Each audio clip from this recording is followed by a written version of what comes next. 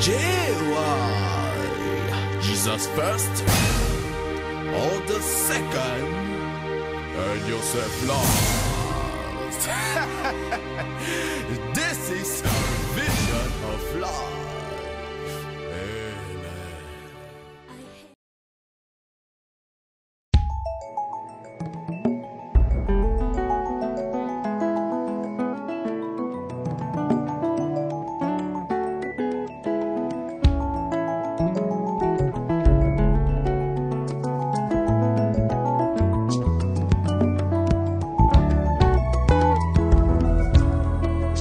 Voici les lions de la tribu de Juda, a vaincu pour ouvrir le livre et ses 7 sceaux.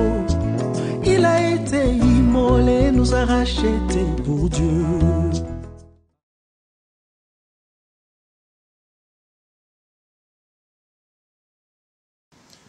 Bien-aimés les Seigneurs, bonjour, bonsoir. Je m'appelle l'évangéliste Daniel Matondo, que d'autres personnes appellent pasteur Daniel Matondo. Et je tiens à vous dire qu'aujourd'hui, c'est un jour très béni pour vous. Et je sais qu'à travers ce témoignage, vous serez encore bénis. Nous sommes venus auprès de vous parler du témoignage. Pourquoi? Parce que dans la Bible, dans Psaume chapitre 12, au verset 11, la Bible dit que nous sommes vécus à cause du sang et à cause de la parole de notre témoignage. Vous devez savoir de la façon dont nous appliquons le sang de Jésus chaque jour dans notre vie, dans l'église. C'est de la même manière que nous devons aussi appliquer les témoignages, parce que le témoignage aussi, c'est une arme efficace dans le combat spirituel. Amen. Alors, je vais vous parler de ma vie. Je vais vous parler de ma vie. J'ai connu un truc dans ma vie et je le nomme, ou le thème de mon témoignage, c'est « Je ne mourrai pas, je vivrai et je raconterai les œuvres de l'Éternel » par rapport à Psaume chapitre 118 au verset 17. Pourquoi j'ai dit « Je ne mourrai pas, je vivrai et je raconterai les œuvres de l'Éternel » Parce que moi, j'ai failli aussi mourir, mais j'ai refusé la mort. Et quand j'ai refusé la mort, aujourd'hui, je suis vivant, raison pour laquelle je raconte l'œuvre de l'Éternel. Je suis en train de témoigner le Seigneur. Donc, Psaume 118, verset 17, c'est un verset qui est lié à ce que je suis en train de vous parler aujourd'hui. Alors, c'est quoi? Vous pouvez vous poser des questions, de quoi il s'agit? Un jour, écoutez-moi bien, bien-aimés dans le Seigneur, je suis allé en Europe, juste pour une mission évangélique aussi. J'étais parti prêcher aussi la bonne nouvelle. Après avoir prêché la bonne nouvelle, je suis rentré au pays. En rentrant au pays, et on a constaté que j'avais une maladie qu'on appelle l'appendicite. Alors, en me dirigeant vers l'hôpital, le docteur me disant, non, comme tu as l'appendicite, juste 10 minutes, 15 minutes, ça pourrait déjà passer cette opération chirurgicale. Alors, j'ai dit, bon, il n'y a pas de problème. Comme c'est 10 minutes, 15 minutes, je peux le passer. Je suis allé dans la salle d'opération, bien aimé dans le Seigneur. Du coup, en ouvrant mon ventre pour m'opérer, il y a eu du sang, beaucoup de sang, qui sont sortis de mon ventre. Chose grave, on ne savait pas positionner l'origine du sang qui sortait de mon ventre. Alors, ça créait de la panique dans la salle d'opération. Alors là, tout le monde, dis-moi, avait perdu l'espoir. Moi de même, j'avais eu peur pendant qu'on était dans la salle d'opération. Alors, je commençais à prier. Je commençais à prier, Dieu, prends soin de moi. Dieu, prends soin de moi. Je commençais à dire des choses comme ça parce que, en haut, comme ça, là, je fonctionnais parce qu'on m'avait piqué l'anesthésie. Alors, en haut, j'ai fonctionné et puis je voyais, j'écoutais tout, je comprenais tout. Et j'ai commencé à prier et je n'avais pas paniqué. Alors, le médecin ont cherché pour voir l'origine du sang, ils n'ont pas trouvé l'origine. Alors, c'était devenu un peu compliqué pour eux. Et qu'est-ce qu'ils ont dit?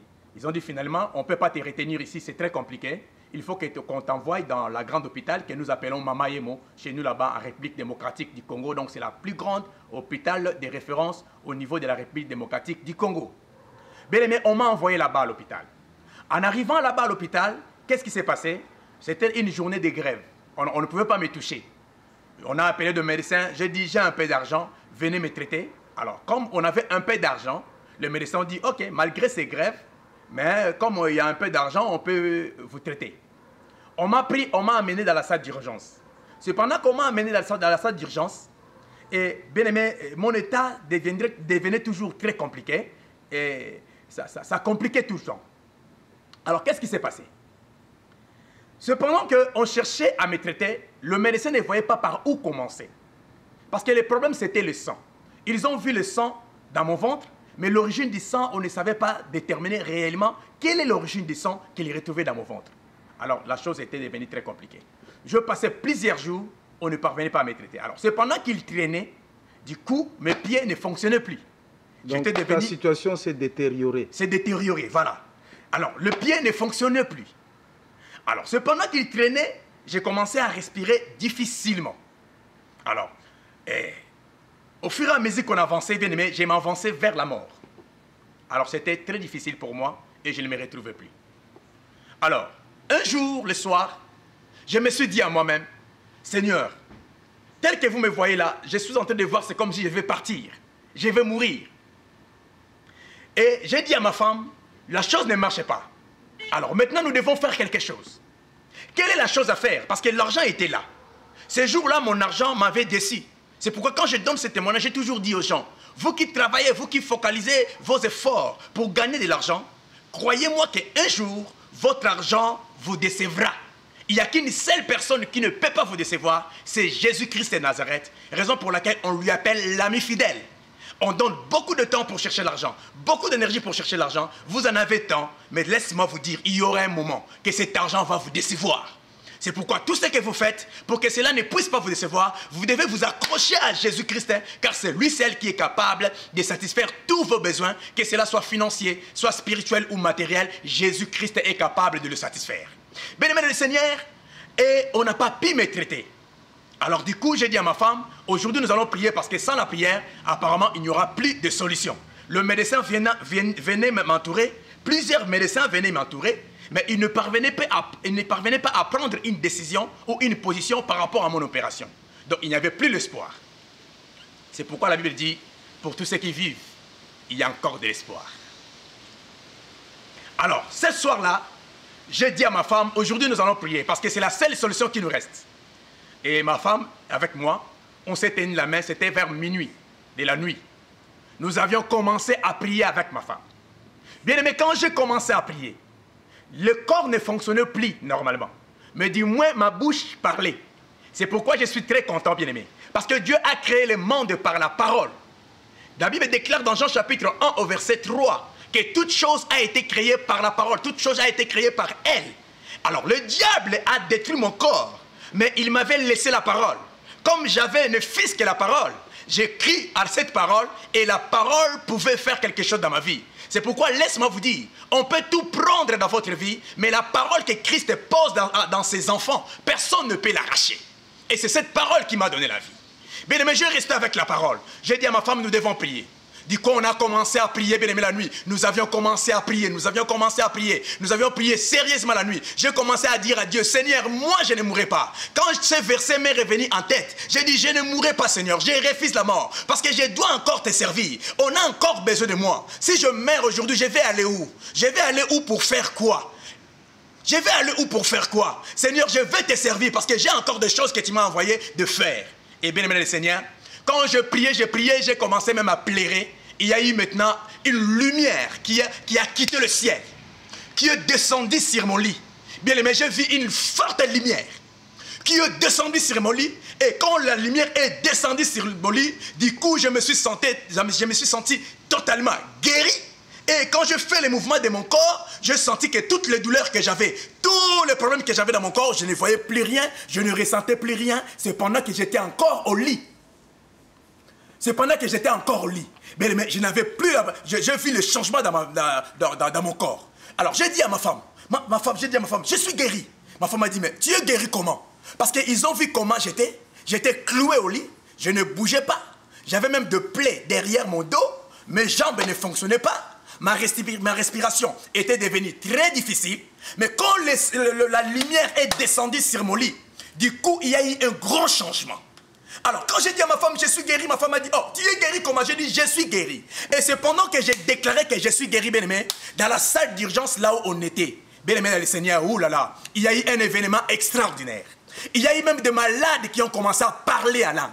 Il y a eu même des gardes malades qui ont commencé à parler en langue. Parce que ce jour-là, c'était le jour que le Saint-Esprit était descendu dans cette salle. Et j'ai senti la guérison en moi, bien-aimé. Je me suis levé et je me suis descendu du lit.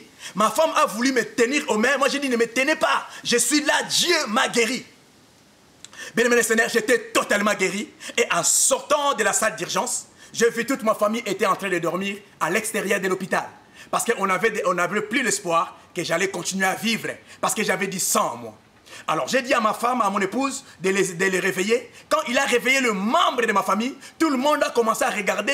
Il y a eu des gens bien qui ont piqué des crises parce qu'ils ne maîtrisaient pas la réalité. La personne qu'on croyait mourir bientôt, cette personne est venue les réveiller. C'est ça qui a été un miracle. Et du coup, tous nous avions commencé à adorer le Seigneur. Nous avions commencé à élever le Seigneur. Parce que le Seigneur m'avait guéri ces jours-là. Alors le médecin est venu pour faire des contrôles. Il m'a pris. Il m'a amené dans les ordinateurs, dans l'échographie, pour vérifier dans mon ventre là où il y avait du sang. En regardant, le médecin n'a pas trouvé du sang. Alors c'était un truc très extraordinaire. Même le médecin commençait à se poser des questions. Non, ce n'est pas possible. Parce qu'on voyait du sang dans ton ventre. Mais actuellement, on ne voit absolument rien. Bien aimé, parce que le Saint-Esprit avait visité mon corps. Ce jour-là, il y a eu la guérison totale de ma vie. Et bien aimé le Seigneur, qu'est-ce qui s'est passé? Et après cela, le médecin me dit, tu n'es plus malade. Tu dois rentrer chez toi à la maison. Et va seulement manger parce que tu ne mangeais pas. Mais au-delà de ça, tu n'es plus malade. Voilà comment Jésus-Christ m'a guéri. Voilà comment Jésus-Christ m'a délivré par sa puissance. Moi qui étais un homme qui devrait mourir, le médecin ne pouvait plus rien pour moi, mais Dieu a fait quelque chose pour moi. Toi qui me regardes, peut-être quelque part tu as déjà perdu l'espoir. Tu as une maladie qui te pousse à dire que non, tu mourras. Il faut refuser la mort comme moi. Moi j'avais refusé la mort, j'ai dit je ne mourrai pas, je vivrai. Mais aujourd'hui je suis vivant, je suis en train de vivre. C'est pourquoi la prière que nous allons faire en ce moment, je sais que si tu crois dans ton cœur, Jésus-Christ va te visiter. Car la Bible déclare que quiconque invoquera le nom du Seigneur, il sera sauvé. On a dit quiconque. Là, on n'a pas dit un pasteur. Là, on n'a pas dit un chrétien. Là, on n'a pas dit un frère en Christ. Non, on a dit quiconque. Toute personne qui invoque le nom de Jésus-Christ, il sera sauvé. Raison pour laquelle, là où tu es, je veux qu'ensemble avec moi, nous puissions prier Dieu. Si tu es malade, le Dieu qui m'a guéri, il est capable aussi de te guérir. Bien aimé, après ces jours-là, Dieu guérit les gens de façon extraordinaire. Je ne sais même pas compter le nombre de gens parce que je connais ce Dieu. Alors, croyez à ce Dieu. La gloire de Dieu va descendre sur toi et aujourd'hui, tu seras totalement guéri par le nom de Jésus-Christ. Ferme tes yeux, prie avec moi là où tu es. Je déclare par le nom de Jésus. Je déclare par le nom de Jésus. Toute personne qui me regarde, qui est malade, qui est clouée à l'hôpital, je veux que la puissance du Saint-Esprit qui m'avait guéri à l'hôpital Mamayemo, que cette puissance puisse aussi vous guérir maintenant au nom de Jésus. Croyez à cette prière. Croyez en Jésus-Christ. Aujourd'hui, vous allez recevoir le miracle. C'est pourquoi maintenant je déclare que la puissance de miracle puisse entrer dans votre vie au nom de Jésus. Recevez la guérison, recevez le miracle. Je chasse la mort dans ta vie. Je refuse la mort dans ta vie. Je refuse la destruction de ton corps. Je restaure ton corps par la puissance du sang de Jésus-Christ. Soyez guéris, soyez libérés, soyez visités par le nom de Jésus-Christ. Amen, amen, amen. Que Dieu vous bénisse. Je sais que vous allez témoigner ce Dieu, car moi je le témoigne. Et que Dieu vous bénisse. C'était l'évangéliste Daniel Matondo. Et à la réalisation, c'était Papa Jean-René Balekita. Que Dieu vous bénisse et que Dieu bénisse notre chaîne Géo Way. Dis-moi, c'est qu'il pourra pas faire pour nous. Ainsi finit les pleurs. Jésus nous a ouvert le ciel. En lui nous avons l'accès au trône. Contemplons sa gloire, sa splendeur. La terre entière est remplie de sa